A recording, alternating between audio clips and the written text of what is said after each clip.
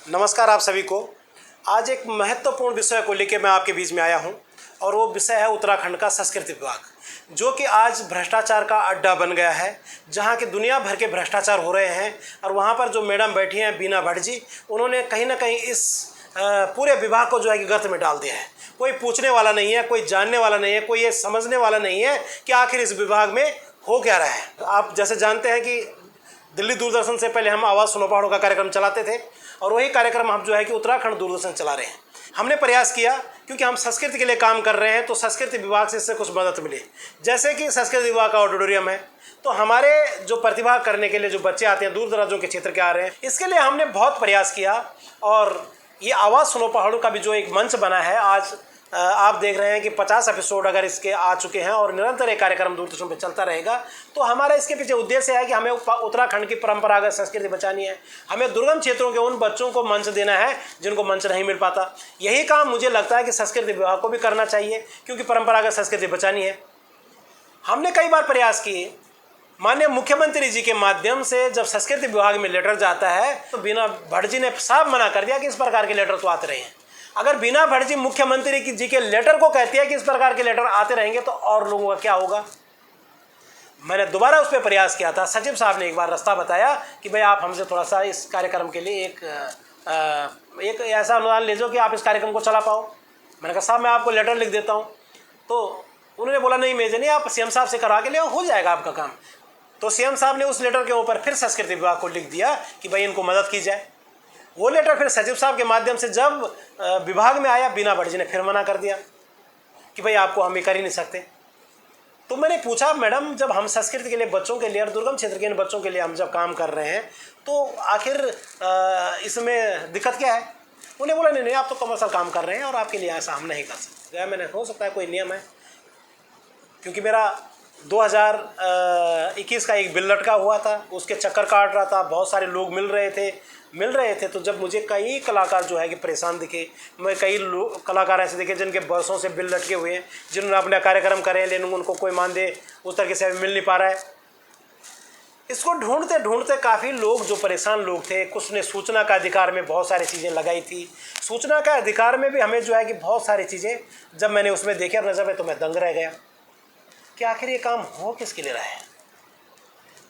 और पूरी पड़ताल के बाद ये लगा कि बीना भट्ट जी के खास लोगों के लिए जो है कि ये संस्कृति विभाग बना हुआ है। आज आप देख रहे हो कि हमारे माननीय मुख्यमंत्री श्री पुष्कर सिंह धामी जी किस प्रकार रात दिन जो है कि इस उत्तराखंड में विकास के लिए संघर्ष कर रहे हैं। विदेशों में जाके किस प्रकार के निवेशकों से लेके देश दुनिया से कितने निवेशकों को आप उत्तराखंड में लाएंगे। इतना अच्छा मुख्यमंत्री हमें मिला है, तो हमें भी इसमें सहयोग करना चाहिए। लेकिन मैं बड़े दुख के साथ इस चीज़ को कहना चाह रहा हूँ कि ये आखिर ये होगा कैसे। जब सीटों पे इस प्रकार के ढीठ अधिकारी बैठे होंगे, जब इस प्रकार का एक माहौल बना होगा, तो ये काम तो जनता तक जा ही नहीं सकते। मैं जो बोल रहा हूँ कि संस्कृति विभाग जो कि भ्रष्टाचार का अड्डा बन गया है, तो ये मैं क्यों बोल रहा हूँ, मैं आपको दिखाना चाहता हूँ, वो चीज़ें दिखाना चाहता हूँ जिससे आपको लगेगा कि वाकई संस्कृति विभाग भ्रष्टाचार का अड्डा बन गया है और सरकारों को भी इसमें संज्ञान लेना चाहिए। ये आप देख रहे होंगे कि यह है सुशील टैक्सी सर्विस।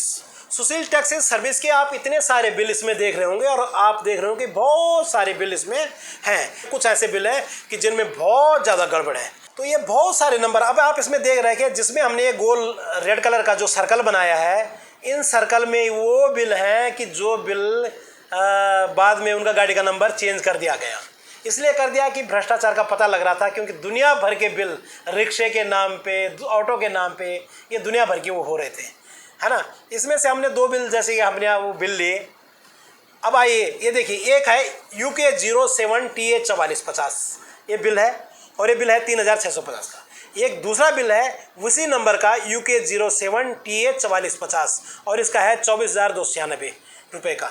ये इतने सारे बिल, ये देख रहे हैं आप स्क्रीन पे देख रहे हैं कि कितने सारे ये बिल हैं। इनमें से 2 बिल जैसे हमने आपको दिखाई है कि पहला बिल दिखाया 3,630 रुपये का और दूसरा 24,296 रुपये का। इन बिलों को आइए एक बार फिर आपको दिखाते हैं। UK 07 4450 जिसका कि 24,296 रुपये का बिल है। दूसरा बिल वही UK 07 4450 और इसका जो है कि फिर 3,630 रुपये का। एक गोल सर्कलों में आप देख रहे हैं। और ये देखिए इनोवा गाड़ी दिखाई जा रही है और लिखा जा रहा है गंगोत्री धाम। गंगोत्री धाम में आयोजित कार्यक्रमों में के दौरान वाहन का प्रयोग किया गया। तो ध्यान रखना इस बात को, मैं भी आपको कुछ आगे और समझाने वाला हूँ। लेकिन गंगोत्री धाम में वाहन का प्रयोग कार्यक्रम के वास्ते किया गया था। नंबर याद रखना UK07 TH 4450 गंगोत्री गए हैं। दूसरा बिल आप देख रहे हैं। दूसरा बिल जो है कि उसमें जगह प्रमाणित किया जाता है कि वाहन निर्देशक महोदय के प्रयोग में शासकीय कार्यक्रम में रहा है। खुद निर्देशक इस वाहन में घूम रही है, इनोवा में। इनोवा आप देख सकते हैं कि ऊपर जो है कि ये इनोवा लिखा हुआ है, इनोवा गाड़ी है ये, ठीक है। लेकिन इस इनोवा का जब हमने पता किया और आरटीओ से जब इसकी रिपोर्ट निकाली तो आरटीओ में देख सकते हैं ये है registration number UK07 TA 4450 UK07 TA 4450। आप देख सकते हैं ये जो है ऑटो रिक्शा है, मतलब ये इनोवा गाड़ी ही नहीं है। और जिस ऑटो रिक्शा में शासकीय कार्यक्रमों के लिए सचिवालय गए हुए, जिस रिक्शे में बीना भटजी खुद गई थी, उनका बिल जो है कि बीना भटजी ने पास कर रखा है। ये है भ्रष्टाचार। कई प्रकार के नकली बिल जो है कि यहाँ पर बनाए जा रहे हैं, नकली बिलों का जो है कि यहाँ पर भुगतान हो रहा है। लेकिन जो असली के कार्यक्रम है, जो असली का जो ज़मीनी स्तर के काम कर रहे हैं या जो लोग बोलने वाले हैं, उन लोगों को मौका नहीं दिया जा रहा है। तो कहीं ना कहीं उत्तराखंड के लोगों को इसके लिए सजग होना पड़ेगा, जागना पड़ेगा। आइए आपको इसके अतिरिक्त एक दूसरा प्रकरण दिखाते हैं। ध्यान से देखिए इन वीडियो को। इस गाड़ी पे उत्तराखंड सरकार लिखा हुआ है और ये सरकारी गाड़ी है और ये संस्कृति निर्देशालय है। देखिए इस गाड़ी में ऑफिस के पत्थर लोड हो रहे हैं और यहाँ से जो ये पत्थर आप देखिए, ये 1-2 अधिकारी हैं जो कि संस्कृति विभाग के हैं। और उसके बाद जो है कि ये देखिए पेज पलटा और ये है बीना भटजी का घर। संस्कृति विभाग के पत्थर बीना भटजी के घर ले जाए जा रहे हैं, वो भी सरकारी गाड़ी में। आप समझिए, सरकारी गाड़ी में का दुरुपयोग होके, क्योंकि घर का काम करवाना है तो टेंडर कहाँ पड़े हुए हैं संस्कृति विभाग के मरम्मत के कामों के। तो ये ऐसा होता है कि टेंडर ऑफिस के होते हैं, काम ऑफिस के होते हैं, लेकिन सारा इस माध्यम से जो कि बीना भट्ट बखूबी जानते हैं कि कैसे पूरे उसको करना है। आप देखिए कि कितने लोगों ने वहाँ पे टेंट पंडाल का काम किया होगा, कितने लोगों का अन्य काम करे होंगे, क्योंकि फिक्स है चाहिए हैं साहब, टेंडर पड़े हुए हैं। लेकिन उसके हिसाब से सामान मंगाया जाता है और सामान वहाँ से फिर पुनः जो है कि घर में शिफ्ट किया जाता है। उन्हीं लोगों के माध्यम से जिन लोगों का वहाँ टेंडर दिए जाते हैं वही घर का काम कराते हैं। आप ये देख सकते हैं। ये आदमी इस विभाग का तो कोई है नहीं, मुझे नहीं पता कौन है, लेकिन अगर ये विभाग का नहीं है तो ये संस्कृति विभाग के सरकारी ऑफिस में इस प्रकार का रिकॉर्ड खंगालने का अधिकार आखिर इन लोगों को किसने दे दिया? ये देखिए, अपने मन मुताबिक बिल को निकाल के, कुछ कागज़ों को निकाल के, जो समझ नहीं आया फिर दूसरा करके, क्योंकि मन मर्जी है साहब, बिना भटजी के खास चाहते हैं, है ना, क्योंकि भ्रष्टाचार का तो मेन अड्डा है वो, तो उनके खास चाहते हैं तो वो कुछ भी कर सकते हैं। इन लोगों के लिए काम है, हम जैसे लोगों के लिए नहीं काम। हम कितना भी काम कर लें, कितना भी उत्तराखंड की संस्कृति की बात कर लें, कलाकारों की बात कर लें, बच्चों की बात कर लें। अब आप देखिए, वो जो आदमी वहाँ बैठा था, यहाँ पर ये बिना भटजी के साथ खड़ा है उनके घर पे। आप देख रहे हैं, बिना भटजी का घर का काम चल रहा है। ये विभाग में भी काम कर रहे हैं और बिना भटजी के घर का भी काम करवा रहे हैं। कायदे से जो सरकारी विभाग के टेंडर वो अधिकारी के घर के आसपास भी नहीं दिखना चाहिए, लेकिन यहाँ तो अंधेर गर्दी है। यहाँ पर प्रॉपर जो है कि बिना भटजी के घर का काम कराया जा रहा है। आप देख रहे हैं कि ये है मैडम बिना भटजी, जिनको पता है। कितनी खुश है, देखो कितने हंसती हुई जा रही हैं, वाह क्या बात है, बहुत बढ़िया। अब देखिए, और लेबरों का जो घर का काम कराने का भुगतान जो है कि वो टेंडर, जो टेंट पंडाल वगैरह के जो टेंडर ऑफिस में लेते हैं, वो देखो ये देखिए, ये पैसे देते हुए ये पैसे दिए जा रहे हैं। अब आप बोलेंगे कि ये कैसे?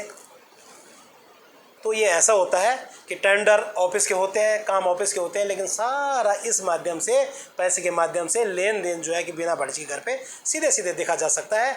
और मुझे लगता है कि जनता को इसमें संज्ञान लेना चाहिए, क्योंकि आप देखिए कि कितने लोगों के आज तक, जब से बिना भट्ट डायरेक्टर बने, कितने लोगों ने वहाँ पे टेंट पंडाल का काम किया होगा, कितने लोगों का अन्य काम करे होंगे, क्योंकि फिक्स है चाहते हैं साहब। ये देखिए, ये देखिए, चलिए थोड़ा सा घर के अंदर ले जाते हैं, क्योंकि ये भी टेंडर इस टाइम जो है कि जब ये सारी चीज़ें हो रही थी तो घर का काम चल रहा था। आप देखिए विभाग का सामान मैडम के घर पहुंच रहा है। ये देखिए,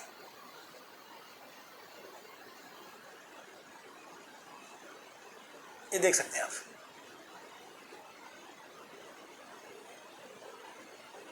वाह, आखिर कैसे भला होगा उत्तराखंड की संस्कृति का, कैसे हम संस्कृति को बचा पाएंगे, क्योंकि हमने ऐसे लोगों को इन सीटों पर बिठा रखा है जो बड़े ढीठ हैं, जो किसी की सुनते ही नहीं हैं। तो इस प्रकार का एक जो प्रकरण है वो उत्तराखंड का बड़ा निराशाजनक है, बड़ा ऐसा है, और मुझे लगता है कि ये जिसके भी संज्ञान में आए उसको इसके खिलाफ आवाज़ उठानी चाहिए। इस वीडियो को ज़्यादा से ज़्यादा शेयर करना चाहिए, ताकि दूर दराज जितने कलाकार हैं, जो लोग हैं, जो आज तक जिनकी कोई मदद नहीं पहुंच पाई, वो लोग भी समझे कि आखिर उनके लिए जो विभाग बना है, उन परंपरागत चीज़ों के लिए जो विभाग, आखिर वो विभाग कर क्या रहा है, आखिर परंपरागत संस्कृति बचेगी कैसे। अब ये देखिए, ये देखिए सरकारी ऑफिस का रिकॉर्ड खंगालता हुआ, ये भी बहुत चहेते हैं बिना भट्ट जी के। ये देखिए किस प्रकार से ये जो है कि सरकारी रिकॉर्ड को खंगाला जा रहा है, कोई नहीं है ऑफिस में। ऐसा अधिकार आखिर संस्कृति विभाग में दिया किसने, किसके कहने पर, किसके इशारे पर ये सारा काम होता है, क्योंकि ये खास लोग जो है कि बिना भट्ट जी के हैं, इनके लिए संस्कृति विभाग बना है। बाकी कलाकारों को, संस्कृति को और चीज़ों को इससे कोई मतलब नहीं है, कोई आवाज़ उठाने वाला नहीं है, कोई बोलने वाला भी नहीं है, क्योंकि संस्कृति कर्मी कलाकारों में तो इतना वो बेचारे क्या करेंगे। मैं मात्र ये छोटा सा एक वीडियो आपके बीच में डाल रहा हूँ। मेरे पास बहुत सारे प्रमाण हैं, और ये प्रमाण मैंने नहीं, लोगों से आए हैं। जिन लोगों के यहाँ पर समस्याएं थी, जिन लोगों के दुनिया भर के ऐसी चीज़ें हैं, उन लोगों ने ये प्रमाण दिए हैं। मैं तो अभी आया हूँ देहरादून में, लेकिन इस 1.5-2 साल के अंदर इस आवाज़ सुनो पहाड़ों के कार्यक्रम को चलाते चलाते आज इन चीज़ों का जो मुझे पता लगा कि इतना बढ़िया काम करना ठीक नहीं है। जाके बिना भट्ट जी के पैर पकड़ लो, बिना भट्ट जी की जी हुजरी करो, बिना भट्ट जी आपको खूब काम देगी, लेकिन चलना होगा बिना भट्ट जी के हिसाब से। नहीं तो ना कोई प्रदेश की संस्कृति से मतलब वो है, ना किसी प्रकार के कार्यक्रमों से मतलब है, ना किसी कलाकारों से मतलब है, ना किसी से किसी प्रकार का कोई मतलब ही नहीं है उनको। और इस वीडियो को आप पूरा ज़रूर देखें, क्योंकि इस वीडियो से आपको पता लग जाएगा कि आखिर हमारा ये जो गुस्सा है वो क्यों है, हमारी ये नाराज़गी अगर संस्कृति विभाग के प्रति है तो क्यों है। क्योंकि इसलिए है कि हमने समय समय पर संस्कृति विभाग में ऐसे ऐसे सुझाव दिए थे जिससे कि पूरे उत्तराखंड के अंदर संस्कृति को हम बढ़ावा दे सकते थे, परंपरागत संस्कृति को बचा सकते थे। आज हमारे मांगल वाले हैं, आज हमारे जागर वाले हैं, आज हमारे गांव में जो पंडिताई करते हैं वो भी संस्कृति का पार्ट है। जो हमारे काश्तकार लोग हैं, जो हमारे वाद्य यंत्र वाले लोग हैं, जो हमारे छोलिया हैं, जो हमारे हर प्रकार की विधा से जो लोग जुड़े हैं, आज जो फ़ायदा उनको होना चाहिए था वो संस्कृति विभाग में कहीं ना कहीं बिना भट्ट जी को हो रहा है, और कहीं ना कहीं उनके चहेतों को हो रहा है, और कहीं ना कहीं उनके इर्द गिर्द जो लोग घूमते हैं उनको हो रहा है। मैं आपको 6 अगस्त 2020 का ये वाक़या दिखा रहा हूँ, जब हमने गढ़वाल, कुमाऊँ, जौनसार और दिल्ली से जब एक बैठक रखी थी, और उस बैठक में हमने बहुत सारे सुझाव दिए थे। उसके बाद समस्त लोक कलाकारों, साहित्यकारों एवं तकनीकी विशेषज्ञों की पहचान हेतु पहचान पत्र आइडेंटिटी कार्ड बनाया जाए। पहचान पत्र कलाकारों की पहली आवश्यकता तो है ही, इससे शासन प्रशासन को भी कलाकारों की पहचान करने में आसानी होगी। हमारा एक पहला प्रस्ताव है मैडम, इसमें पहचान पत्र कलाकार के लिए गर्व व सम्मान की बात होगी। आपके द्वारा कलाकार पहचान पत्र जारी करने से शासन प्रशासन में कलाकारों की आस्था जागेगी, साथ ही प्रदेश के साथ साथ अन्य प्रदेशों में भी कलाकार को अपना परिचय देने में आसानी होगी। ये हमारा सुझाव है। आपके पहचान पत्र से और क्या फायदा हो रहे हैं? यातायात व स्वास्थ्य सेवाओं में भी पहचान पत्र कारगर कलाकार के लिए कारगर सिद्ध होगा। यातायात में परिवहन विभाग से 50% तक छूट मिल सकती है। पहचान पत्र के आधार पर कलाकारों को कार्यक्रमों, नुक्कड़ नाटकों आदि सभी प्रकार के प्रोग्रामों में मौका दिया जाएगा। एक जब साइड इसकी प्रॉपर बन जाएगी, एक कोड नंबर डालने से कलाकार का पूरा विवरण आपके पास हो जाएगा। कृपया अपनी स्वीकृति प्रदान कर हमें कृतार्थ करने की कृपा कीजिएगा। हम कल समस्त कलाकार आपके आभारी रहेंगे। ये हमारा प्रस्ताव है। इन प्रिंसिपल इसके लिए हमने अग्री किया कलाकारों के पहचान करने के लिए। हमारा प्रस्ताव नंबर 2, समृद्ध सांस्कृतिक सरोकारों से जुड़े विविध विधा के कलाकारों साहित्यकारों की पहचान ग्राम सभा, ब्लॉक, नगर पालिका स्तर से विभागीय टीमों द्वारा हो। ऐसा करने से शासन प्रशासन व कलाकार सभी को जो है कि सहूलियत रहेगी। ये हमारा जो सुझाव, कलाकार मंत्रीगण, विधायक, संस्कृति विभाग आदि के अनावश्यक चक्कर नहीं काटेंगे। इससे उनके धन व समय की बर्बादी नहीं होगी और संस्कृति विभाग शासन प्रशासन के प्रति कलाकारों का भरोसा बढ़ेगा। हम जब इस चीज़ पर हम चलते हैं, दूरस्थ क्षेत्रों में पारंपरिक वाद्य यंत्र वाले कलाकार, काश्तकार, जागरी, सरया, छोलिया आदि सभी विधाओं के समस्त लोग नियमानुसार आसानी से सरकार की योजनाओं से जुड़ जाएंगे। उनमें जागरूकता आएगी और लाभ भी प्राप्त होगा। इस प्रकार की प्रक्रिया हम करते हैं। जनपदों में क्षेत्रीय कलाकारों को कार्यक्रमों में प्राथमिकता मिले तो इससे परंपरागत संस्कृति उभर कर आगे आएगी। कम लागत में अच्छा कार्य होगा और सभी कलाकारों को बराबर काम भी मिलता रहेगा। और ये चयन प्रक्रिया मुझे लगता है कि सबसे सुटेबल है। सही अग्री दूं क्योंकि यही तरीका है। तीसरा प्रस्ताव है जीवन बीमा एवं स्वास्थ्य बीमा योजना कलाकारों के लिए बहुत आवश्यक है। कलाकार अथवा उनके परिवारों पर जब कोई बीमारी, दुर्घटना व निधन होने जैसी मुसीबत आती है तो उस समय कलाकारों के परिवार असहाय हो जाते हैं। ऐसे समय में बीमा योजना से कलाकारों को सहारा मिलेगा। आजकल जीवन बीमा एवं स्वास्थ्य बीमा योजना की कई प्लान चल रहे हैं। कलाकारों का सामूहिक बीमा किया जा सकता है जिससे कम खर्चे में रिस्क कवर अधिक हो सकता है। ये हमारा जो तीसरा प्रस्ताव है इसमें हम पूरा, तो मुझे लगता है कि प्रस्ताव नंबर में हमारा जो है कि ठीक है बीमा हो जाएगा, इस पर प्लान अच्छा होना चाहिए। तो ये मुझे लगता है तीसरे की समझ है। और प्रस्ताव नंबर 4, 45 वर्ष की आयु में लगभग किसी भी व्यक्ति के बच्चे पढ़ने वाले होते हैं। मात्र सामान्य तरह की कलाकारी से परिवार का भरण पोषण नहीं हो पाता। अगर ऐसी स्थिति में कलाकार को पेंशन या मानदेय दिया जाता है तो वह पूर्ण निष्ठा से संस्कृति का भावनात्मक रूप से काम करेगा। पर्वतीय क्षेत्रों में पारंपरिक वाद्य यंत्र वाले कलाकार, काश्तकार, जागरी, सरया, छोलिया आदि को 45 वर्ष की आयु में पेंशन या मानदेय का लाभ प्राप्त होगा तो परंपरागत संस्कृति विलुप्त होने से बची रहेगी। लोगों में अपने काम के प्रति जागरूकता आएगी और वह पीढ़ियों से चले आ रहे अपने कामों को, रीति रिवाज को पूर्ण निष्ठा से करेंगे। हमने आज तक स्वाभिमान के लिए काम किया है, हम लोग स्वाभिमान की तरह बात करेंगे। प्राइवेट काम होते हैं और प्रोग्राम होते हैं, मुझे लगता है कि आज संगठन के माध्यम से मैं ये दावे के साथ कर सकता हूँ कि आपकी आधी बलाओं को हम अपने साथ ले लेंगे।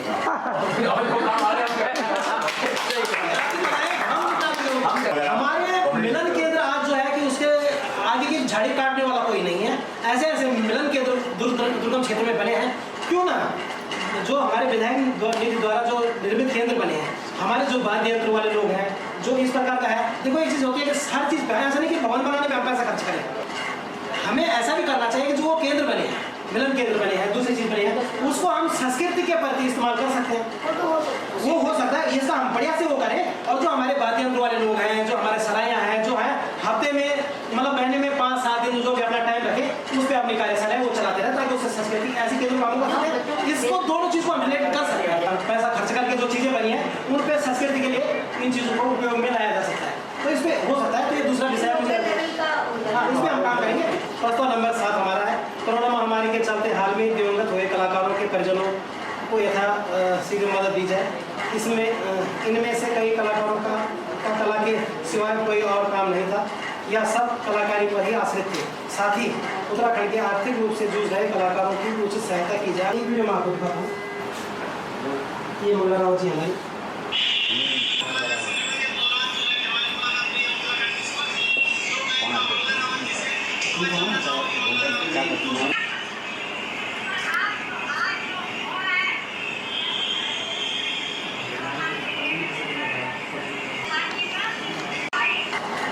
मैडम, मुझे लगता है कि एक दो बातें छोड़ के, मुझे लगता है कि सारी बातें आपने हमारी रखी हैं। ये एक दो बातें छोड़ के मैं रिपीट करना चाहूँगी कि जिस बात पे मैंने सहमति नहीं दी है और आपकी बात ये चीज़ें आई है, अगर कुछ छूट जाए तो मुझे याद दिला दीजिएगा। पहली चीज़ तो आइडेंटिटी कार्ड्स का था। आइडेंटिटी कार्ड्स पे इन प्रिंसिपल हाँ दूसरी चीज़ जो हमने कलाकारों का और खासकर इस समय जो प्रवासी वापस आ गए हैं, ऐसे समय में हमने उनका चुनाव, आप ये कहते हो कि जिला से होने, और इसके लिए मैं 100% अग्री करती हूँ। कल्चरल मैपिंग जिसे हम कहते हैं, वो इस समय करना बहुत जरूरी है, क्योंकि देखा जाए तो सोसाइटी सिर्फ डावाडोल स्थिति में है, तो कल्चरल मैपिंग की ज़रूरत भी है, और ये हमारा वो भी रहेगा, हमारे लिए भी ठीक है और करना भी चाहिए। तो कल्चरल मैपिंग में हम एक ग्रुप बना लेते हैं हर ज़िले के लिए। तीसरी चीज़ जो आप ये कह रहे थे ना, आगे के लिए वर्कशॉप्स, वो मुझे बिल्कुल मंजूर है और मैं करूँ, क्योंकि ये समय ही होता है, इसके लिए हमें करना है, हम उस पर लगते हैं इस काम को, और आगे किस तरह से इस चैलेंजेस से निपटे, ये वर्कशॉप्स है या डॉक्यूमेंटेशन है या जो विधाएँ जा रही हैं उनका लिस्टिंग है, दे भी दीजिएगा लेकर के, आपने भी जो बताया वो हमने लिख दिया है। इस तरह की चीज़ें करते हैं आगे के लिए, तो अच्छा होगा। इसमें जो है कि हमें एक पक्ष तो मिल जाएंगे, एक होगा। मैं ये इसलिए भी कह रहा हूँ क्योंकि हमने 2017-18 से भी जो है कि संस्कृति विभाग में कई बार ये मांग करी कि भाई कलाकारों के साथ जो है कि कलाकारों की यहाँ पर कोई पहचान नहीं है। ये जो आप टीवी स्क्रीन पे देख रहे हैं कि ये कुछ ये जो बैठकें चल रही हैं, इस बैठकों में हम ये बता रहे हैं, ये समस्याएं बता रहे हैं। कोरोना काल में भी आप जानते हैं कि कोरोना काल में कई कलाकार ख़त्म हो गए। आप सामने देखें, जिन अधिकारी से हम बात कर रहे हैं, बीना भटजी, और हमने यहाँ पे उनसे बात करी कि भाई कलाकारों की पहचान की बात करी, कलाकारों की आर्थिक मदद की बात करी, कलाकारों के जीवन बीमा, स्वास्थ्य बीमा और दुर्घटना बीमा की बात करी, कलाकारों को जो है कि नियमित रूप से जो है कि मानदेय की बात करी, कलाकारों को जो है कि क्षेत्रीय में परंपरागत क्षेत्र उसको बचाने के लिए पूरे क्षेत्रों में जिला स्तरीय, ब्लॉक स्तरीय कार्यक्रमों की बात करी। लेकिन बड़े अफसोस के साथ कहना पड़ रहा है कि कोरोना काल में हम दिल्ली से, कुमाऊं से, गढ़वाल से, जौनसार से और अन्य जगहों से भी कलाकार इकट्ठे हुए। कोरोना काल में बड़ी मुश्किल से जो है कि हम यहाँ तक पहुँचे। इतने लोग आए और जो है कि बीना भटजी के द्वारा खाली अपने विभाग में बैठक करी गई, लेकिन उस पर आज तक 2020 में ये बैठक करी थी हमने, और 2020 के बाद आज तक इस बैठक में कोई भी एक भी कागज नहीं बनाया गया। कई बार प्रयास किए गए कि भाई इस विभाग में कुछ सुधार होना चाहिए, लेकिन उसमें किसी भी प्रकार का आज तक कुछ सुधार नहीं करा गया, क्योंकि बीना भटजी अपने मर्जी के मुताबिक इस विभाग को चलाती हैं। उनको अगर कोई पसंद आता है तो ठीक है, नहीं आता तो उसको किसी भी प्रकार का वो कोई सहयोग देना ही नहीं चाहती। किसी भी प्रकार से वो नहीं चाहती कि कोई इस प्रकार के तेज तरार या कुछ ऐसा सिस्टम बने कि वो सिस्टम से जो है कि काम चले। वो जैसा सिस्टम बनाना चाहे उसी सिस्टम से मात्र जो है कि संस्कृति विभाग में काम चलेगा। उसके बाद इस पर निरंतर हमारा प्रयास रहा, और क्योंकि आप देख रहे हैं कि सतपाल महाराज जी जो है कि मंत्री हैं, तो इस पीड़ा को लेके जो है मंत्री जी के पास जब गए तो मंत्री जी ने बैठक करवाई, और उस बैठक में ये हुआ था कि यार ठीक है, इन कामों को करा जाए। इन पे सबकी सहमति बनी, और मंत्री जी के लिए भी बीना भटजी के ऑफिस से घोषणाएं तैयार की गई, जैसे कि कलाकारों के आई कार्ड बने, कलाकारों की ग्राम सभा और ब्लॉक स्तर से जो है कि उनका चयन हो, स्वास्थ्य बीमा, जीवन बीमा और दुर्घटना बीमा। 45 वर्ष के बाद जो चयनित कलाकार हैं उनके क्षेत्रों में जो है कि हमारी कार्यशालाएं चले, नियमित रूप से उनके लिए जो है कि रोजगार के साधन हो, और जो हमारे पंचायत घर हैं, जो हमारे सामुदायिक भवन हैं, उसमें हमारी कार्यशालाएं चले। अभी अभी रोथाण जी ने बहुत सी समस्याएं रखी। मैं संस्कृति मंत्री होते हुए संस्कृति विभाग से कुछ घोषणाएं करना चाहता हूं। संस्कृति विभाग उत्तराखंड द्वारा लोक कलाकारों को पहचान पत्र जारी किया जाएगा। यह पहचान पत्र इसी प्रकार का होगा जैसे ड्राइविंग लाइसेंस होता है, जिसमें कलाकार का आधार नंबर, पैन नंबर, आय एवं सभी विवरण उसमें उपलब्ध होगा, जिससे यह परिचय पत्र कलाकारों को अन्य सुविधाएं उपलब्ध कराने में सहायक सिद्ध होगा। कलाकारों को पहचान के लिए ये दूसरी घोषणा है। कलाकारों की पहचान हेतु ग्राम सभा, ब्लॉक एवं नगर पालिका स्तर से विभागीय टीमों का गठन किया जाएगा। ऐसे करने से जमीनी स्तर के सही कलाकारों की पहचान होगी। घोषणा नंबर 3, संस्कृति विभाग उत्तराखंड सूचीबद्ध कलाकारों का जीवन बीमा एवं दुर्घटना बीमा कराएगी।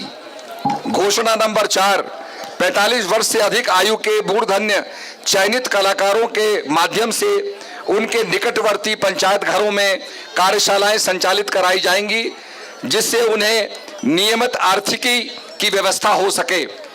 घोषणा नंबर 5, लोक कलाकारों की श्रेणी आकाशवाणी की भांति स्वीकार किया जाएगा। इन कलाकारों को उनकी कला के अनुसार श्रेणीबद्ध किया जाएगा।